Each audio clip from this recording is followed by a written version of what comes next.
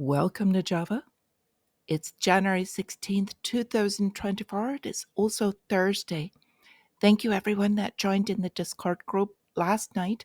We had quite a bit of discussion after yesterday's unprecedented moves in the bond markets. Now, my apologies, I was not able to make part of the live yesterday. Was on the way back, but we've got quite a few things moving today and quite a few things to go over. Now, let's get started as we normally do with the risk that we're seeing. We've got the MMRI has dropped, pulled back a bit, 315.5. It's still in the extreme territory. So still high risk factors. We've got the fear greed meter has gone to 30. So this is increasing back towards the greed sector after yesterday's rally. Now, today for the calendar, what we are looking at is the jobless claims and retail here. Import price index, I don't expect it to affect much. And home builder confidence at 10 a.m. These are all pre-market and the home builders confidence after. But let's take a look at the numbers. At this moment, we've got the 10-year yield, and it is beginning to rise slightly again, as well as the relative strength of the dollar, still above 109, and at the moment it's getting a bit of strength as well. Now, we've got cryptocurrencies last night that had a surge. I'm going to speak about this more, but Bitcoin hitting underneath that 100,000 psychological resistance level. We've got Ethereum is pulling up with it, but XRP is the real story today. It's Ripple. I'll talk about that in a bit.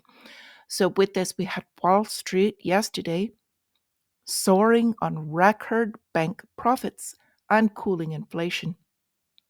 I'll talk about this more too. Wall Street stocks posted the largest rally since the election victory of the incoming president, so to speak, on Monday's inauguration. So what are we looking at the moment? United States stocks are rallying. Now, this was with all of this pullback and this kind of nonsense. We see what happened with the debt market, the bonds all across the board, with the exception of Japan yesterday, pulled back. Someone globally purchased large amounts of the debt. And if you still believe that they're not coordinated, you just need to take a closer look at what happened yesterday. And it's very clear what they did. Now, we've got the futures this morning looking a bit in the green, only slightly, but I would like to caution that with the dollar and the relative strength of the dollar and the bonds yields rising again, this appears to be a possible bull trap. So with this, at the moment, green, we've got crude oil is dropping a bit. We've got not just the ceasefire between Hamas and Israel, but also between Russia and Ukraine in the works. So let's get into what is going on behind all of these scenes. Now we've got the new Treasury pick Besant is going to say that the dollar's global status, meaning the US dollar, is critical to the United States economy. I don't think that could be a more plain statement, because using the reserve status is the only reason that the United States dollar is still afloat. There are trade deficits occurring and multiple issues going on. So yes, I know more doom and gloom, but I just wanted to be prepared for what could possibly happen here while everyone else is looking to rosy skies. There's a lot of underlying issues here. Now, we've got the Bank of Japan seeing a good chance of January hike, aside from any incoming administration surprises. Now, they need to do this because their currency is out of balance. And if they do not, they're going to have serious issues and have to dump more of the United States debt that they hold. That could rock US markets for a bit. Now, the yen is rising on this, and this is actually good for them because the currency is so incredibly weak, they're about to go into a spiral. Now we've got South Korea unexpectedly keeping their rates steady. This is just to show globally how this is working out, and I'll talk a little bit more about the trade goods that are in this as well. Now, On the European side, we've got Italy with a trade surplus widening less than expected. So they use all of these things to kind of be confusing. But really, what's going on here is with the production, is what this is showing. Now, the Italians are managing their debt a little bit better than it had in the past. And this is kind of moving them within the euro. Unfortunately for them, they are all still tied in the euro as well as Germany. So they're going to move together. Now, we've got the UK on the other side. Economic growth disappointing. Well, what did you expect when you stifle an economy and they've got all of these problems politically to where they are being repressed? So, with this, we're watching these imbalances working out through trade.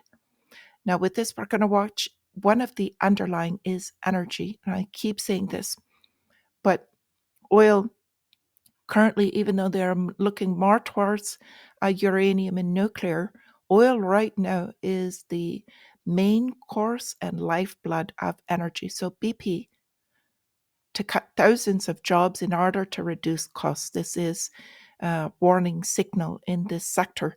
But at the moment, we've got oil holding a near multi-month high. Now, just below 80 at the moment, but also looking weak. Now, if these ceasefire deals come through and the war cuts back, as long as production stays steady, expect the price of oil should drop on this. But if there are supply concerns or demand concerns, we'll go back to that drive. Now we've got more in the trade wars, and this is mostly between Asia and China at the moment. We've got China scouring the globe for search of new food suppliers, and this is because they want to bolster themselves against some of the tariffs of the incoming administration. So they're dumping a reliance on the North America sector for the most part, and they're turning, it looks like, mostly to South America, some Indonesia, and the BRICS nations. So they're kind of moving away from the West and moving into the BRICS. So United States is banning imports from 37 Chinese firms over forced labor practices. The truth of what is going on with this is current administration is doing this, and it's under the name of saying that there are child forced labor practices. Now, agreed, some of this does happen. However, what's really going on in the background is that a lot of these Chinese firms are repurchasing from these other Indonesian countries, and we've seen this immediately. Two areas. The first, the Philippines. They're planning more steps to avert a spike in rice prices, and this is because demand is coming up from China. Now we've also got the other country that is seeing this is Indonesia. Their garment sector facing massive layoffs on China dumping. Now, China dropping them because of the tariffs United States is imposing on them is hurting the other countries that they have now recently looking at these trade balances. So this is a global issue that we're looking at, and this will affect prices domestically in the United States and also filter out to the rest of the Western world. Key bottom line, more inflation and a lot more issues with the trade. You'll also see less of these goods coming across the borders, which will increase the price. And you're also going to have, again, supply disruptions.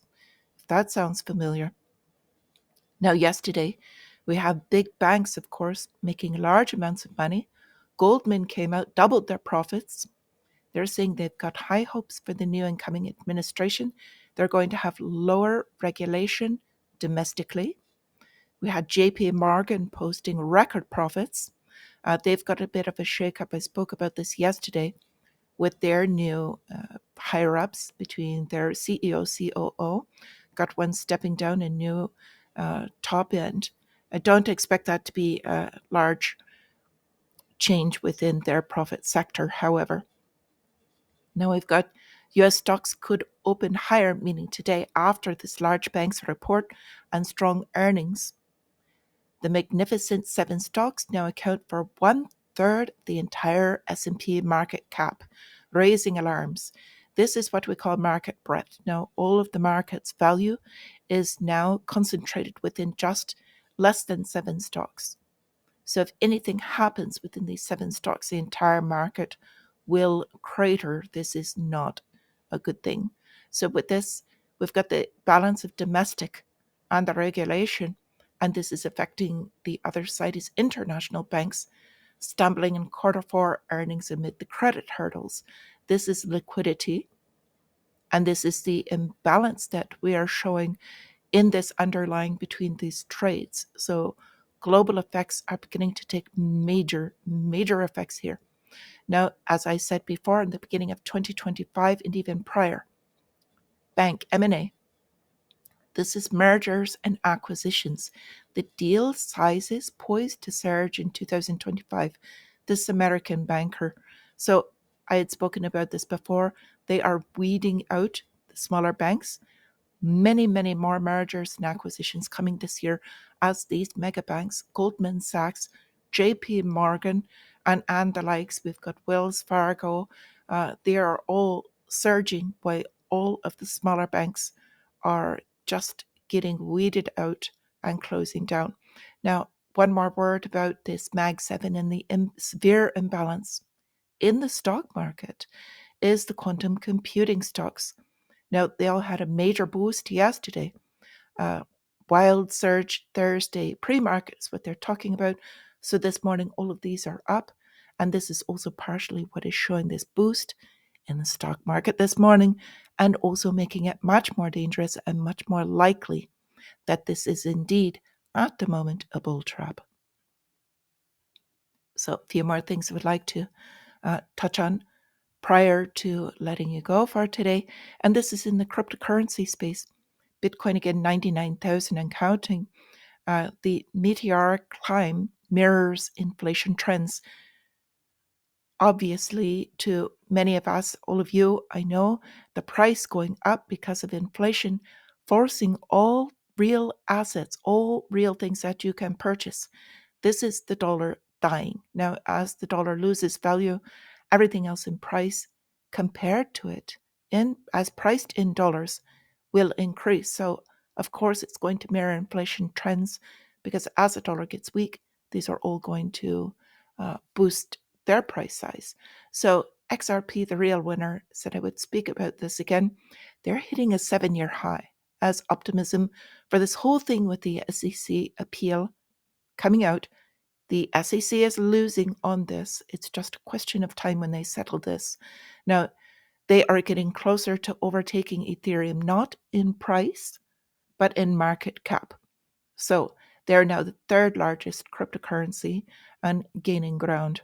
So I think they've got more to go, but this is going to be a volatile road. So with all of this, we've got Bitcoin Strategic Reserve Bill is now introduced in Oklahoma, was also opened in Texas the other day. There is also approximately at the moment 5 other states on the table with strategic reserves in Bitcoin specifically on the table. Now, going over to the last couple of things, most Americans don't want Greenland, but it looks like we're going to get it anyway. Now, this is based, I think, on not understanding the strategic position as well as resource that Greenland holds for the United States.